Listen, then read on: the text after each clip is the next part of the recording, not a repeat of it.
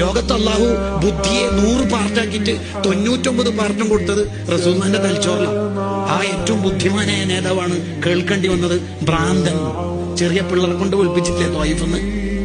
എറിഞ്ഞെറിഞ്ഞെറിഞ്ഞ് കല്ലിന് കാലിന് ബ്ലഡ് വന്നിട്ട് അൽമിനഹുൽ വക്കീല് കാണാൻ തങ്ങൾ എണീറ്റിക്കുമ്പോ അവിടുത്തെ ചെരുപ്പ് മുഴുവൻ ബ്ലഡിന്റെ കളറായിരുന്നു. അത്ര ഫുൾ ബ്ലഡിന്റെ കളർ, രക്തൊഴുകിയിട്ട്. എന്നിട്ട് എണീപ്പിച്ച് നിർത്തുമ്പോ അവര് പറഞ്ഞ് ഇനി കുറച്ച് നടക്കാലേ. പിന്നെയും ഏറ് കിട്ടി. പിന്നെയും റോഹുൽ ബയാലുണ്ടല്ലോ 2 സൊഫായിട്ട് നിർത്തിയിട്ട് ഭ്രാന്തെന്ന് അവര് വിളിച്ചോണ്ടിരിക്കണത്.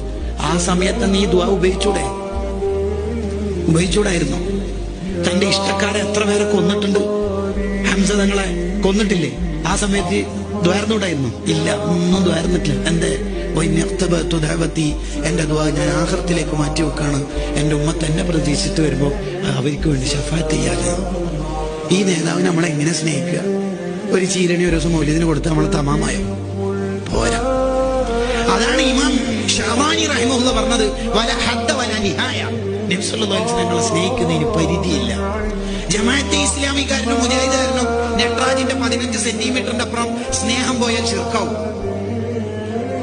അവർക്ക് സ്നേഹത്തിന് പരിധിയുണ്ട്. മുഅ്മിനീങ്ങൾക്ക് പരിധിയില്ല.